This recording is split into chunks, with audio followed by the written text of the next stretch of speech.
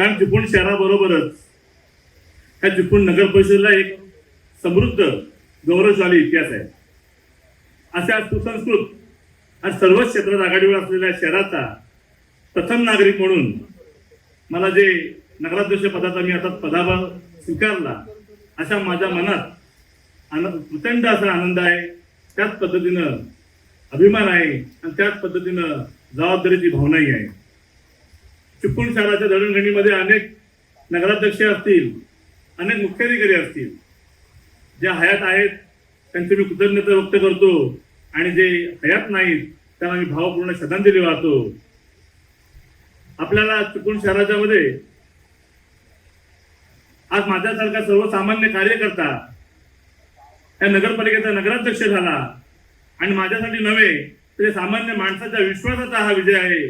चिपळूणवासियांनी जो मला बहुमान दिला तो मी कधीच विसरणार नाही, कधीच विसरणार नाही. खरं तर आत्ता क्षण बघण्यासाठी माझे वडील हवे होते, परंतु कोरोनाच्या काळामध्ये त्यांचं निधन झालं, पण त्यांची आठवण आज माझ्या मनामध्ये आहे. आत्ता चिपळूणचा मी 38वा नगराध्यक्ष आहे. तुमच्या सर्वांच्या आशीर्वादानं हा मी पदाभार स्वीकारलेला आहे.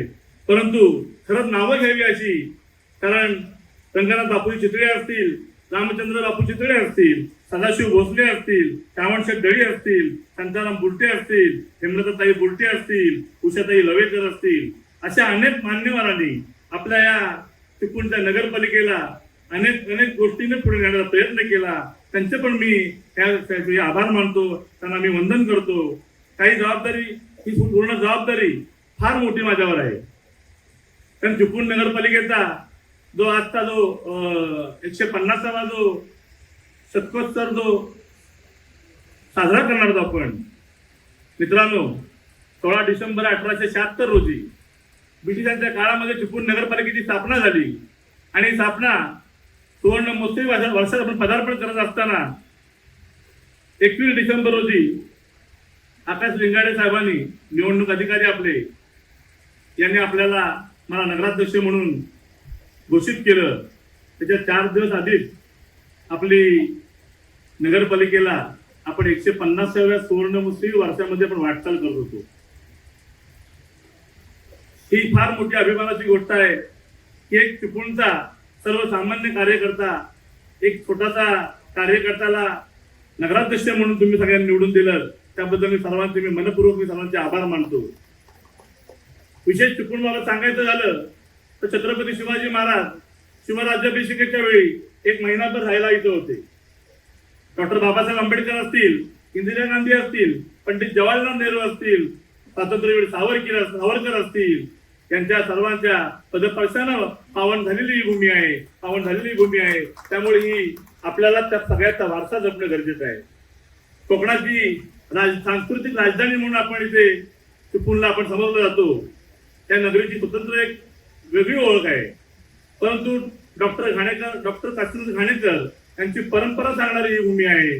अशा या सुसंस्कृत, ऐतिहासिक आणि प्रगत चिपळूणसाठी मला मोठे असे दूरदृष्टीने काम करायचं आहे. त्यासाठी मला तुमचे सर्वांचे प्रेम, तुमच्या सर्वांचा आशीर्वाद आणि तुमच्या सर्वांचं सहकार्य लागणार आहे. त्यामुळे तुम्ही सर्वांनी आज जो दिलेला जो माझा जो विश्वास आहे, त्या विश्वासाला मी कदापि तडा जाऊन देणार नाही, एवढाच मी या क्षणी विश्वासाला सांगतो.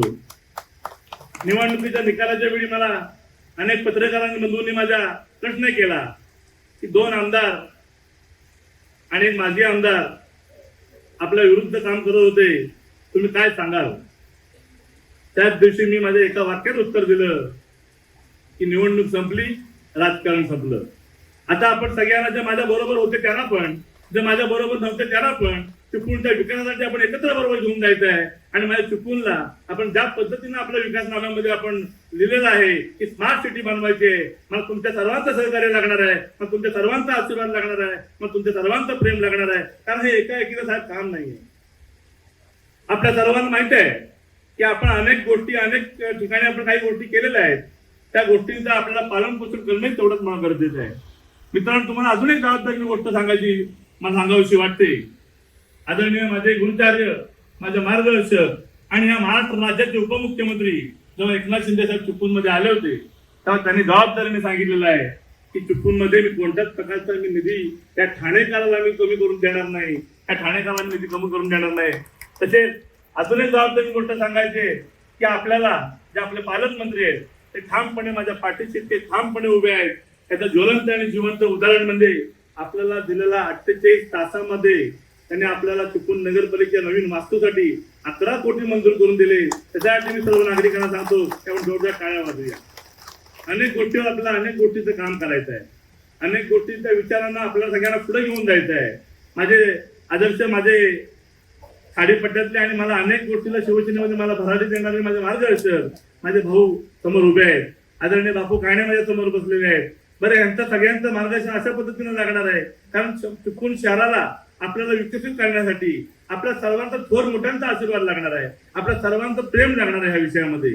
त्यामध्ये आपण विरोधक कोण होतं, आपल्याला कोण निवडणुकीमध्ये पाडण्याचा प्रयत्न केला हे सगळं आपण विसरून जाऊन आपला चिपळूणचा विकास कसा होईल, आपलं चिपळूण शहर कसं सुंदर होईल अशा पद्धतीचा आपण विचार करूया आणि ह्या विचारधारा घेऊन आपण पुढे जाऊया. लाईव्हिटी योजना असेल काही दिवसात ती पूर्ण होईलच, परंतु अनेक प्रकल्प असे आहेत त्या प्रकल्पाला आपण हात घालूया आणि त्यासाठी आपण चिपळूणच्या प्रत्येक प्रभागामध्ये एक समन्वयक समिती स्थापन करूया.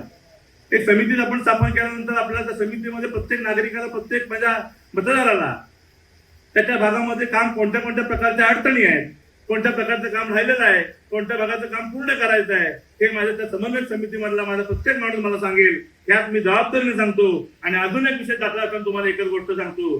हा नगराध्यक्ष हा एकनाथ शिंदेचा कार्यकर्ता आहे.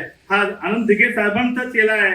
हा एकनाथ शिंदे साहेबांचा हाताखाली त्यांनी 6 ते 7 वर्ष काम केलेलं आहे आणि हा बाळासाहेब ठाकरेंचा सैनिक आहे आणि हा डॉक्टर बाबासाहेब आंबेडकरांचा एक भीमा सैनिक आहे. मी तुम्हाला एवढंच जबाबदारी सांगतो की हा तुमचा सैनिक, हा तुमचा कार्यकर्ता, हा तुमचा मुलगा, हा नगराध्यक्ष, हा आपला नगराध्यक्ष आपल्या दारी ही आपली आज अशी ठोर भूमिका घेऊन प्रत्येक वेळी प्रत्येक मला नागरिकांनी सांगावं त्याच्या प्रभागामध्ये माझं 100% येणं असेल. आणि आज सांगतो मी नगराध्यक्ष आपल्या दारी ही आपली भूमिका.